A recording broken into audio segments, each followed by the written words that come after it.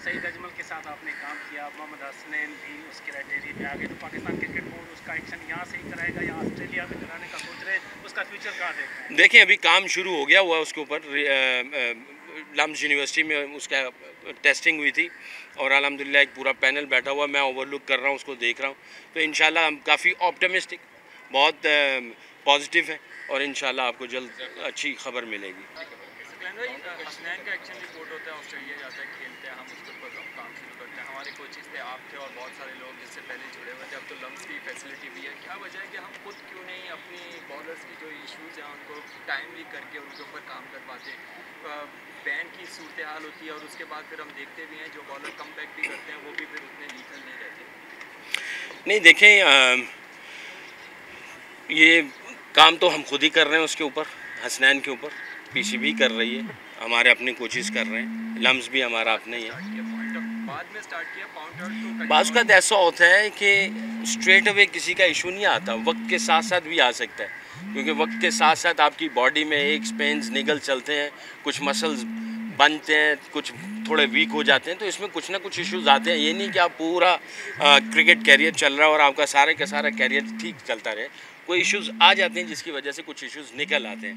तो इसका ऐसा नहीं है कि किसी के ऊपर नज़र नहीं रखी हुई, नज़र थी, सब कुछ पता है और इंशाल्लाह हम लोग, अगर ये आ गया, एक टास्क आया, तो इंशाल्लाह सुरखरू होंगे हम लोग। Last question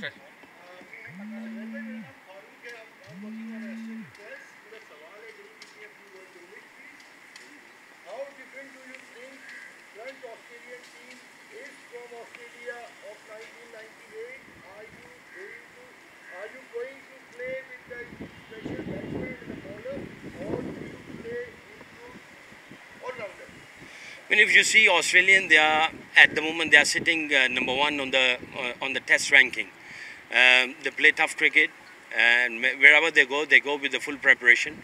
And obviously, you know, we have to play tough cricket with them, and inshallah we are for that, and we are preparing our plans and strategies according to that.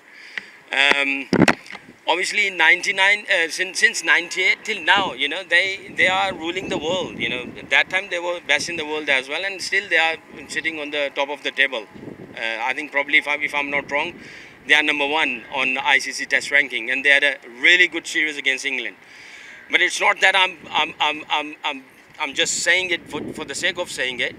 They did it, but they are coming to our territory, into our in country, in our environment. Inshallah, we'll give our best, and we are planning, and inshallah, we'll play tough cricket against them. अच्छे से Glenn भाई, क्योंकि आप head coach भी हैं लेकिन spinning आपका role रहा है, तो पाकिस्तान में देखा जा रहा है कि लेग स्पिनर बहुत ज़्यादा इश्यूज़ हैं। जाहिद महमूद भी इस तरह कंटिन्यू कर पा रहे हैं, शराब कभी इन एंड आउट रहते हैं, तो ये लेग स्पिनर का क्या इशू है? क्यों वर्ल्ड क्लास लेग स्पिनर जैसे माजी में थे अब्दुल कादिर या कोई भी, उस तरह का क्यों हम प्रोड्यूस नहीं कर पा रहे रेगुलर?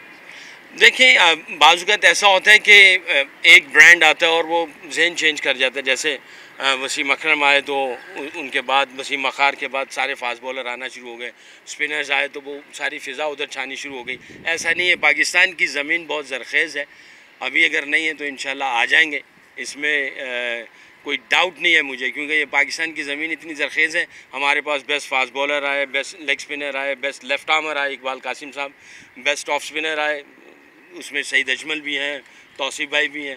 तो हमारे पास ये आते चले जाएंगे, क्योंकि ये ज़मीन बहुत ज़रखेज़ है। अभी थोड़ी देर के लिए अगर गैप आ गया तो कोई ऐसी बात नहीं, बट जाहिद ने बहुत अच्छा परफॉर्मेंस किया है डोमेस्टिक में, यासिर शाह ने बहुत अच्छा किया है, अभी भी वो पार्ट ऑफ द पार्टी है। तो इंशाल्लाह सारी चीज़ें जो हैं वो अच्छी डायरेक्शन में जाती नज़र आ रही हैं और मैं काफ़ी ऑप्टिमिस्टिक भी हूँ, काफ़ी लुक फॉरवर्ड कर रहा हूँ और काफ़ी पॉजिटिव हूँ मैं इस स्पिन डिपार्टमेंट के एतबार से भी। आई थिंक ये बहुत बड़ी बात है, पाकिस्तान के लिए खुशाइन बात है कि ऑस्ट्रेलिया बहुत अरसे के बाद, गालिबन 24 साल के बाद आ रही है और पूरी कौम लुक फॉरवर्ड कर रही है। और आई थिंक पीसीबी का शुक्रिया अदा करना चाहिए, फैंस को, हम सब को, कि उन्होंने बड़ी एफ़र्ट की और ऑस्ट्रेलिया की टीम आ रही है। बल्कि पूरे पाकिस्तान गवर्नमेंट का शुक्रिया अदा करना चाहिए कि उन्होंने बड़ी अनथक कोशिशें की, एफ़र्ट की। और ऑस्ट्रेलिया का शुक्रिया अदा करना चाहूँगा मैं कि वो भी पाकिस्तान आ रहे हैं 24 साल के बाद। आई एम श्योर खिलाड़ी भी, फैंस भी बड़े एक्साइटेड हैं और लुक फॉरवर्ड कर रहे हैं कि एक बहुत अच्छी सीरीज़ देखने को मिलेगी। देखिए ये स्ट्रेटजीज़ जो है ना वो ऐसे ओपनली बात नहीं करनी चाहिए कि हमारी क्या स्ट्रेटजी होगी ऑस्ट्रेलिया के खिलाफ। ये कॉन्फिडेंशियल चीज़ें होती हैं और अल्हम्दुलिल्लाह हम काफ़ी इसके ऊपर प्लान कर रहे हैं। जैसे सीरीज़ आएगी आपको पता चलना शुरू हो जाएगा कि हमारी क्या स्ट्रेटजीज़ थी और क्या प्लान्स थे ऑस्ट्रेलिया के अगेंस्ट। इंशाल्लाह काफ़ी इसके ऊपर सोच विचार भी हो रही है और हुई है और काफ़ी हम लोगों ने तैयारी कर रहे हैं और आज से हमारा जो ऑफिशियली कैंप शुरू हुआ है ऑस्ट्रेलिया को सामने रखते हुए, तो इंशाल्लाह ये स्ट्रेटजीज़ ऐसे पहले नहीं बतानी चाहिए। महमूद, शोएब और फिर इकबाल।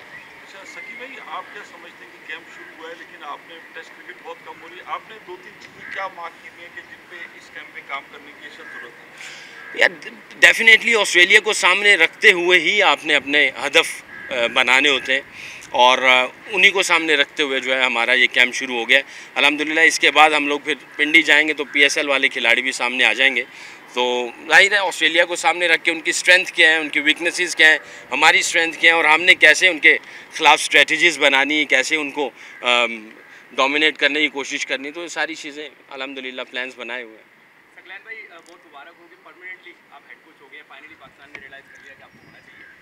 जिस तरह खिलाड़ी अच्छे हों तो कप्तान की परफॉर्मेंस भी अच्छी हो जाती है, इसी तरीके से हेड कोच के पास निचला स्टाफ जो है वो तगड़ा हो तो उसकी परफॉर्मेंस ज़्यादा अच्छी हो जाती है। शॉन टेट हमने 1 साल के लिए लगा दिए, मोहम्मद यूसुफ हमने सिर्फ 1 सीरीज़ के लिए लगाए, जबकि हम अमूमन बैटिंग में ही स्ट्रगल करते हैं। आप नहीं समझते कि यहाँ पे वर्ल्ड क्लास जैसा मोहम्मद यूसुफ था तो उसको भी लंबा टाइम देना चाहिए? एक सीरीज़ पे अगर हम कोचिस लाएंगे तो कौन सिखाएगा और क्या कोई समझेगा? देखिए मैं भी जैसे आया पहले पाकिस्तान टीम के साथ, तो मैं भी शॉर्टर पीरियड के लिए आया, इंटरम के लिए आया। इंग्लैंड के साथ मैंने काम किया, वो भी ऐसे ही शॉर्टर पीरियड के लिए लेके आए। यूसुफ की जो स्किल्स हैं उसके ऊपर किसी को कोई डाउट नहीं है, वेल्थ ऑफ नॉलेज है उसके पास और जितना बड़ा खिलाड़ी रहा, जितना उसने पाकिस्तान का नाम रोशन किया, वो सारी चीज़ें वो हमारे सामने वो कर रहे हैं काम। NHPC में रेगुलर बेसिस पे काम कर रहे हैं इन सारे खिलाड़ियों के साथ, तो NHPC में भी इनके साथ काम करता रहे और अब ये फिर यहाँ पे एक नेशनल लेवल पे उनको अपॉर्चुनिटी दी गई है। आपका सवाल जो है उसमें कि भी आप इनको भी परमानेंट या 1 साल के लिए कर देना चाहिए था। बहरहाल ये यूसुफ और PCB ये देखेंगे वो बैठ के क्या डिसाइड करते हैं। तो आई थिंक कुछ देखो स्टाफ के साथ जो टीम चलती हैं, कोचेज़ जो आप लेके जाते हैं, आसानी और बेहतरी ऐसे ही होती है कि एक पूरी टीम चले और उनको एक हदफ दे दिया जाए कि भी 1 साल तक है या 2 साल तक है। तो आपका सवाल बिल्कुल वैलिड है इसमें, बट इसको यूसुफ को अगर आप कह रहे थे कि उसको भी बीच में कर रहे थे, तो यूसुफ ऑलरेडी काम कर रहा है उनके साथ, तो एक असाइनमेंट के लिए आया है। देखते हैं आगे फ्यूचर में चीज़ें कैसे पैन आउट होती हैं और पाकिस्तान के लिए क्या बेहतरी है। यूसुफ बहुत बड़ा नाम है, आएगा तो बहुत अच्छा हो जाएगा मेरे लिए भी, खिलाड़ियों के लिए भी।